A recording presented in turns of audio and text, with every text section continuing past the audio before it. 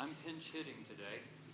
I'm pinch hitting for our CEO who is attending to his own health and well-being as we speak. So please bear with me. I'm not quite as familiar with this presentation as it stands as he would be, but I'll do my best. I am a clinical psychologist. I've been practicing for almost 30 years. And I would ask you, what is the likelihood that, thank you. What is the likelihood that your doctor has asked you how lonely you have been recently? How likely is it that your doctor has the most up-to-date, comprehensive, well-curated, and digestible social determinants of health data available on you personally to integrate into your care plan? How likely is it that your doctor has the most up-to-date, comprehensive, well-curated, digestible, deliverable insights with respect to all of your prescription history up to date as of the moment you're sitting in the office? The odds are very, very low. Let me start with the feelings. How lonely have you been recently? Our Surgeon General has recently come forward to assert that loneliness is the largest and least well-addressed epidemic in the United States at this time, despite the fact that we are in the midst of a mental health dysfunction tsunami. Routine assessment, objective assessment of how we feel is severely lacking.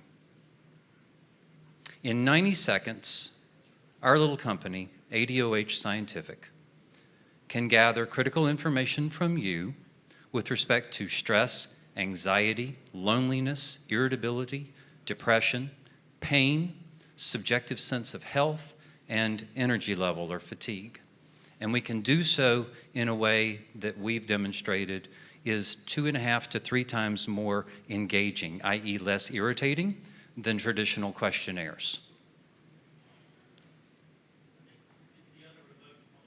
Other remote, thank you.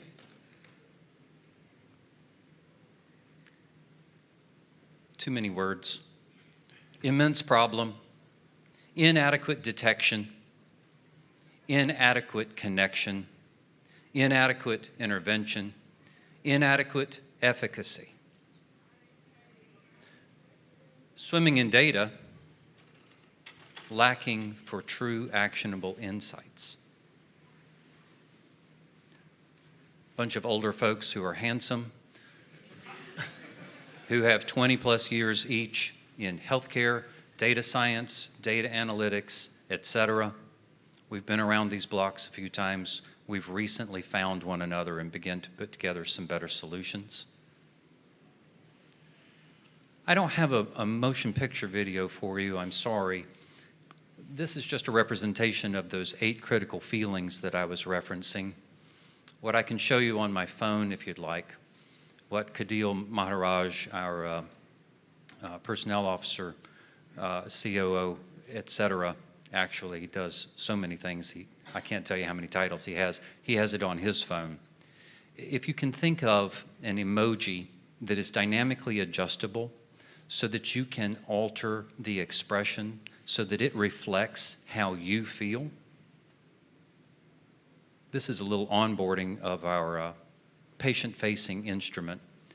And just imagine using a slider to adjust an emoji-like character until it reflects how you've been feeling recently, and the quantification happens in the background.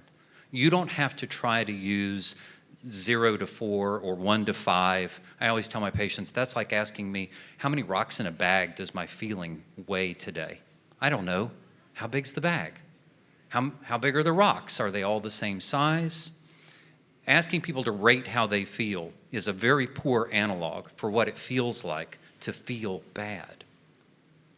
And those 8 feelings that I've referenced, each of them is demonstrated by empirical literature to be correlated with at least 2 out of 4 of the following: mental health disorders, substance abuse disorders, treatment non-adherence, chronic disease development and progression. That's why we call them collectively a vital sign. It is vitally important to understand, capture, objectively measure, and track across time how people feel. We're driving for nothing less than universal adoption. Universal adoption. The next time I go to my doctor, I want my doctor to use this instrument to capture how I've been feeling lately. I want my doctor to have the most comprehensive, well-curated SDOH data available to inform the treatment plan. I want her to have the most available or most up-to-date, comprehensive prescription-related determinants of health data available to help understand my likelihood to comply and adhere to a treatment plan, to eliminate prescribing errors, and to look for drug interactions and side effects that may be causing or exacerbating any of those 8 feelings, so that that portion of artificial, or if you will, induced levels and intensities of those feelings can be eliminated, so that we're left to address the remainder through other interventions like psychosocial interventions, psychotherapy, counseling, meditation, etc. And I want the opportunity, the moment I take that assessment, for all of that information to come together in 90 seconds or less, and I want the opportunity right then and there for my doctor to look me in the eye and talk with me about options and help me get connected to resources that can help to bend the curve against these factors. This combination we put together, we call them the modifiable determinants of health. Affect means feeling. It also means expression. Affective determinants of health are moods, emotions, and other subjective experiences that matter. The 8 that we're focusing on are the ones to begin with because they are the lion's share of what accounts for mental health, substance abuse, treatment adherence, and chronic disease development progression. The overlap between mental health and overall health is much larger than most people still appreciate, much less practice. We're trying to change that. This isn't easy to integrate technology. We have a 2-sided business model, B2B to C and also B2B. We will eventually also have a B2C product. It's built for repeated measurements. Our feelings change. Under optimal circumstances, our feelings change. When they don't, when we have elevations on these 8 critical factors and those don't change, that's bad. The solution is monitor, and monitor frequently. The assessment takes 90 seconds, and it's highly engaging. It's even fun. The whole thing started with me in my own practice and training interns to monitor progress and outcomes in psychotherapy. I just wanted a way to get better data from more people more frequently without irritating them sadly with traditional questionnaires. So we invented the graphical user interface to do that. We are now augmenting that with a 3-pronged tripod, if you will, with affective determinants of health, social determinants of health, and prescription determinants of health with algorithmic modeling that we are developing towards developing better prescriptive intervention strategies.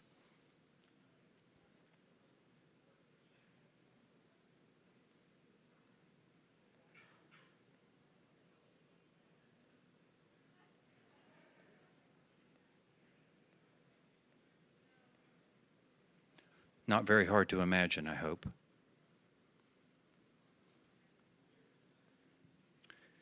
Higher patient engagement, extraordinary applicability to value-based care models, applicability in employment settings, and obviously, I hope, in behavioral health. I use it with my own patients every visit. The rest of this slide deck is things that our CEO can much better speak to than I can. My apologies. I hope I've captured your imagination. I hope I've motivated you to join me in making things different. And we are currently in the midst of a seed round for $2 million. Thank you.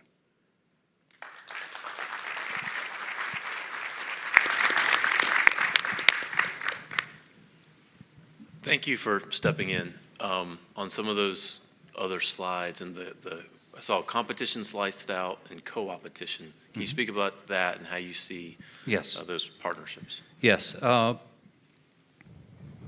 Inasmuch as we're driving for universal adoption, we know that our primary competition is the status quo, people just doing things the way they're doing now. not wanting their workflows to be disrupted or interrupted, not wanting a new learning curve in the universe, just continuing to do things the way that they already do them. That's our primary competition, is people just doing what they do. Within that context, our primary business model is strategic partnerships with payer systems, with provider systems, and even with online technology disruptors, with better delivery models, or at least more broadly applicable delivery models like Ginger and others like that.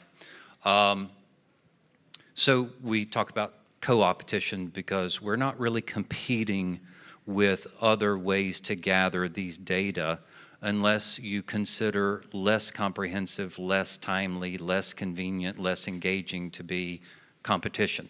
Those things are status quo. Brian, Dr. Sullivan, talk to us about integration with current EMRs to pull that data in. So it's an API-based model. We do not yet have integration with any of the major EHRs. That is part of our roadmap going forward, and that will depend on our first adoption by a hospital system or by a payer that drives adoption within a system that has one of the major EHRs. And finally, on the reimbursement side, where do you see that? So the ADoH assessment is, we understand reimbursable with CPT code 96127. The average reimbursement rate for that is about $4.27. Our cost to customers is based on a PMPM, and currently, if you're just looking at the ADoH portion of the product, that is, the target value is $1 per member per month, with unlimited use of the instrument for those patients at that price point. So if physicians file for reimbursement on even just 4 assessments per year, then they will have more than covered their cost and actually have a positive ROI. The other 2 products, the SDOH and prescription determinants of health data, I believe our cost for those services amounts to about $3.50 total per patient. And those types of things are designed to be administered not more than half dozen times a year. The SDOH variables don't change as quickly, the prescription determinants of health data, but on average we anticipate that the prescription determinants of health data would be compiled for patients on an average of about 6 times per year when we're looking at including folks. That average is pulled up when we include folks who are managing chronic diseases. And one final question, is that per patient per month based on what's in the physician's current panel of patients, or are you taking an average of what they've seen over the past year or so? I do not know the answer to that question. I'll get you an answer. When I go for a physical, my internist comes in and he immediately starts typing into Epic. He might look at me every once in a while, and it's a very quick visit. And what's the likelihood of getting them to take time to use your instrument to capture this info? Based on our beta testing so far, it's around 40%. That is to say, in our beta testing in a multi-site clinic, primary care practice clinic, we have found that on average, the providers are reviewing our results prior to the visit with the patient about 40% of the time. We informed the practice administrator of this. She immediately called an all-hands meeting with her staff and said, that KPI is going up right now. So we've yet to hear the results on that as a result of their first quarter efforts to change that. So I'm quite realistic. I know, I'm with you. I hate when I walk in and my doctor does not look at me. I hate when my doctor feels or is obligated to spend most of their time interacting with the EHR instead of with me. The saving grace I see here is that the data compilation is quite thorough, and so the presentation of the prescription and the SDOH data is rather immediate and well digested. The ADoH data is also well digested, and we give that to the provider in a tiered system with color coding as to high, medium, low risk in terms of the overall composite affective picture, and also the patient's self-reported dysfunction, how much difficulty she's having functioning recently. And then we take them down the page into a progressive model that informs the doctor. Here are the primary focal points that you should talk about today, and then here's greater detail on each of those factors if they have the time to be able to scroll down the page that far. But the two key indicators, the composite affective distress, dysfunction, and discomfort, discomfort, distress, and dysregulation is one number, and the self-reported dysfunction is another number, and those are simply highlighted and color-coded for the provider to be able to digest. And what we want is just what you described. We want the provider to look up and, if possible, overtly, if not, then implicitly to say, I see and I hear that you are distressed and that you're not doing so well lately. Let's talk about that. Can you talk a little bit more about specifically, it sounds like your target customers are doctor's offices as well as hospitals? Is that correct? Yes. So with a doctor's office, you know, rough range per doctor's office of revenue, and then maybe a rough range when it comes to a hospital? I do not know those answers. I'm sorry. I can give you, we are very early stage, and so those numbers are small. Okay. I don't know them specifically, but I can get you answers. All right. Thank you. Thank you.